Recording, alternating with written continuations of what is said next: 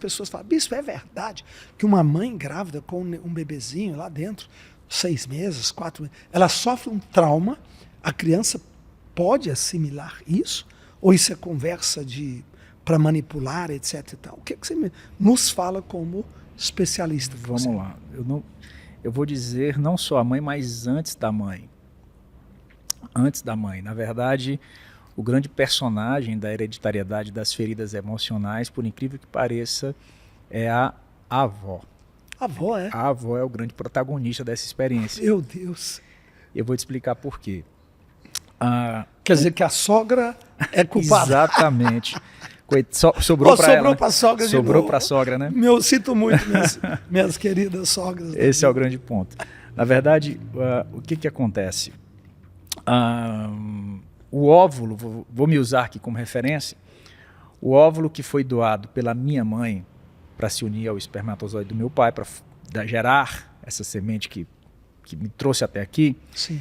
Esse óvulo que a minha mãe doou já existia no seu corpo quando ela era um feto de 4 meses no ventre da minha avó grávida. Meu Senhor.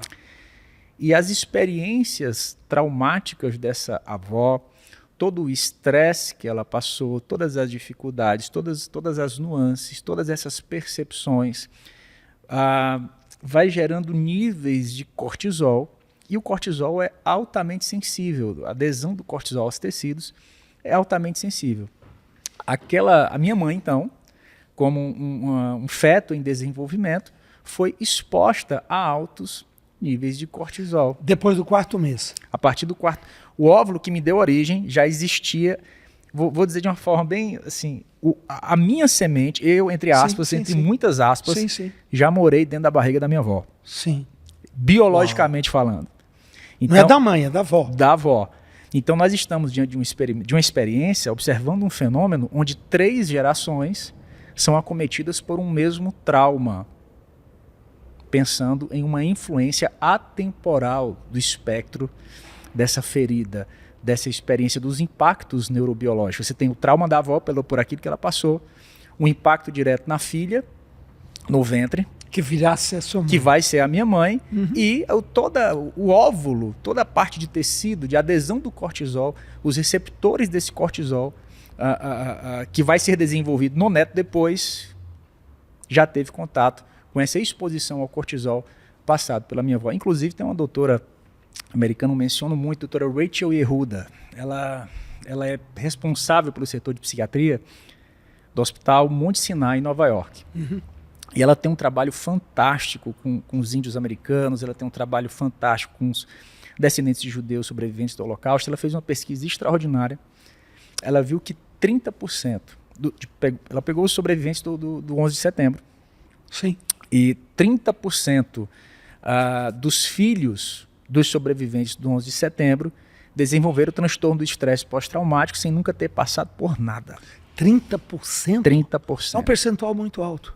A única explicação óbvia seria... E aí a doutora Rachel Yehuda desenvolve toda essa tese baseada nessa exposição antecipada ao cortisol, né, diante de uma experiência traumática que envolve 3 gerações. Às vezes a gente chama isso de trauma transgeracional. Então são 3 gerações comprometidas por uma mesma experiência. Eu vou fazer uma observação aqui, não é nem como cientista, mas é como pastor. Você sabe, eu acredito muito na questão de quebra de maldições. E acredito em quebra de maldições geracionais. Por quê? O que são isso? São as possíveis deformações que acontecem nos genomas, nos cromossomas. Se a gente for pensar, vai seguindo uma cadeia anterior de mutações. Tem que chegar a um ponto de origem. Porque aquela cadeia de mutação não veio desde Adão, não veio desde o início. Ela estava tudo correto naquela genealogia, naquela árvore genealógica. Em algum momento entrou uma deformação. Aí, se parássemos e estudássemos o porquê daquela incisão, dali para frente, nós íamos ver que houve o que eu chamo de maldição. Houve uma interferência para o mal na nossa carga genética. Aí entrou uma doença genética, aí entrou um medo, aí entrou alguma coisa que que aquelas gerações vão carregar dali para frente. Por isso eu faço um culto chamado Quebra de Maldições, no qual a gente faz a quebra de gerações. Agora, até quando isso pode acompanhar essa genealogia? No caso do trauma, por exemplo, da avó, que estava lá no óvulo, que se tornou a mamãe, e que tornou a sua mãe, e que passou e agora você. sou eu. E se carrega isso até quando, doutor? Qual a solução para isso? Vamos lá. A ciência fala alguma coisa? Tem alguma luz para isso aí? Sem dúvida nenhuma. É que quando nós falamos de uma hiperexposição ao cortisol, eu estou falando de uma hipersensibilidade. Então, eu sou muito mais sensível a qualquer tipo de experiência desafiadora e estressante.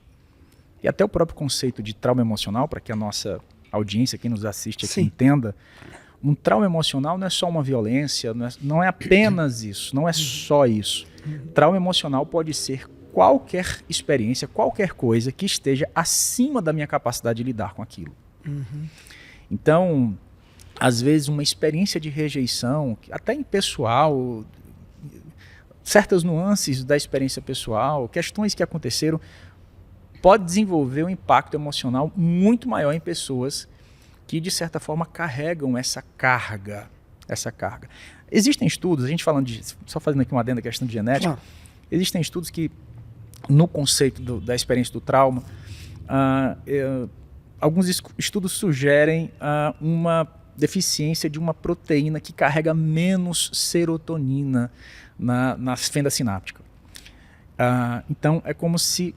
É um estudo, obviamente, eu tenho muito cuidado quando a gente fala de determinismo genético, porque eu penso até, e aqui respondendo a sua pergunta, existe uma cura para isso? Eu acredito até que uma pessoa que carregue uma predisposição genética para o desenvolvimento de algo, eu acredito que isso não necessariamente precisa definir esse destino. Existe uma disciplina, inclusive, que se debruça sobre isso, que é a epigenética, né? Sim. Então, existe toda essa questão, mas a grande resposta para isso, o que eu faço para lidar com uma ferida que não começou comigo? O que é que eu faço para lidar com uma história que começou lá atrás, começou nos primórdios, começou nas minhas origens? Como é que eu faço para lidar com isso? Primeiro, a pessoa que tem isso, ela pode identificar ou não. Tipo assim, a pessoa do nada, ela começa a dizer, eu tenho uma tendência sobre certas circunstâncias de agredir, de gritar. Por que eu tenho isso? De onde veio isso? Exato.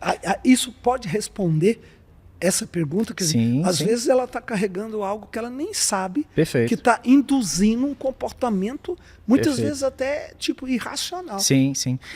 É muito comum, eu já ouvi muito no consultório, tá? Sim. Doutor Braz, eu estou aqui porque essa ansiedade ou esse problema, o meu pai tinha, meu tio tinha, meu avô tinha, então também tem, então por isso que eu estou aqui. Já vem com essa identificação pronta.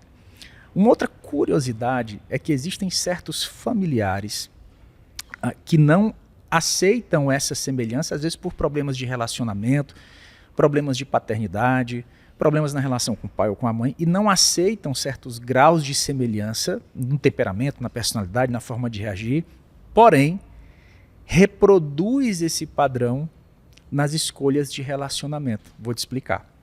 Às vezes a pessoa não identifica, é inconsciente essa forma, porque se a gente entende que um trauma é uma forma de reagir a uma experiência, então coloque também nesse mesmo cesto a nossa personalidade, o nosso temperamento, a forma de lidar, de se relacionar, de pensar e de sentir. Então, às vezes, aquela moça, né, ela até não se identifica, tem até problema de relacionamento com o pai, mas o histórico de relacionamento afetivo dela é com homens que se assemelham muito ao pai. Sim.